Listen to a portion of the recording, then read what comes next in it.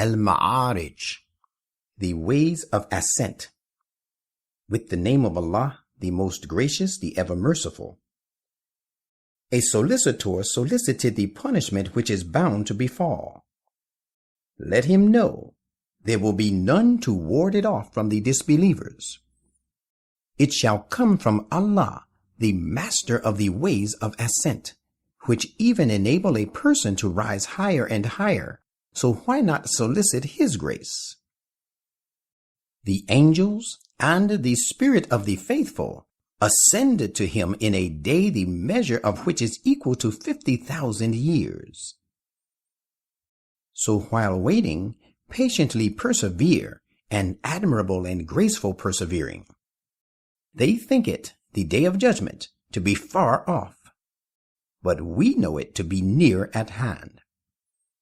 The day it befalls, the heaven shall become red like molten copper, and the mountains shall become like flakes of multicolored wool.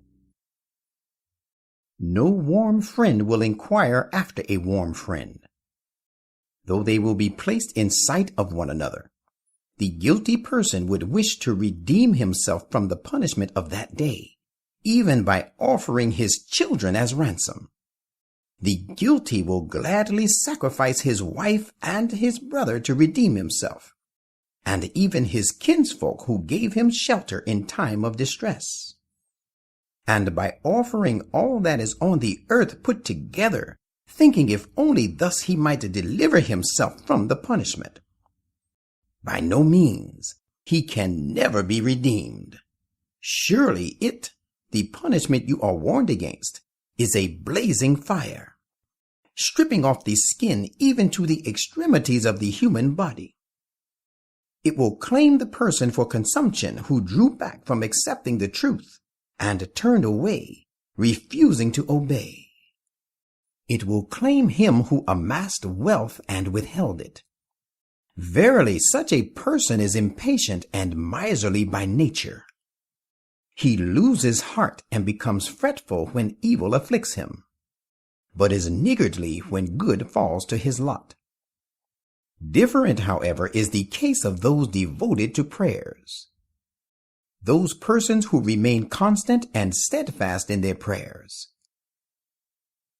and those in whose wealth there is a recognized right, a fixed share set apart for one who asks for help, and also for one who is prevented even from asking for one reason or the other. Different also is the case of those who accepted the truth of the day of requital, and those who are fearful of the punishment from their Lord. The fact is that the punishment of their Lord is not a thing to be felt secure from. Different as well is the case of those who guard their private parts by restraining their passions, except from their free wives, or those wives of theirs whom their right hands own, for which they are not to blame.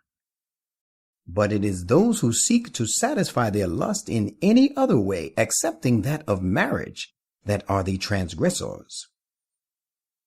And different also is the case of those persons who are watchful of their trust and their covenants, and those who are upright in their evidences and bear true testimony, and those persons who are strict in the observance of their prayers.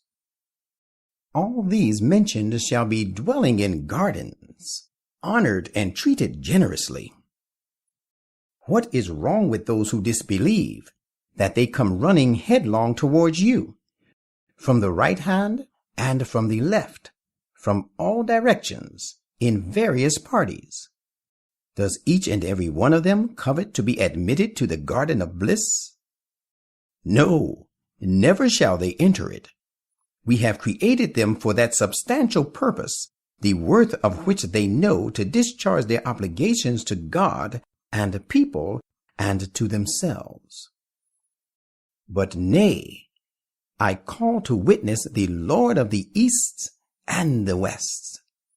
We are certainly powerful to change them into better beings than they are, and that we can never be frustrated in our purpose. Therefore, leave them alone to indulge in unimportant conversation and to amuse themselves in idle pursuits until they meet that day of theirs that they are warned of. The day when they have risen to life will come out hastily from their graves as though they were racing to a target which they must meet. Their eyes will be downcast and shameful.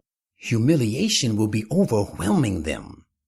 Such shall be the punishment of the day with which they are being threatened.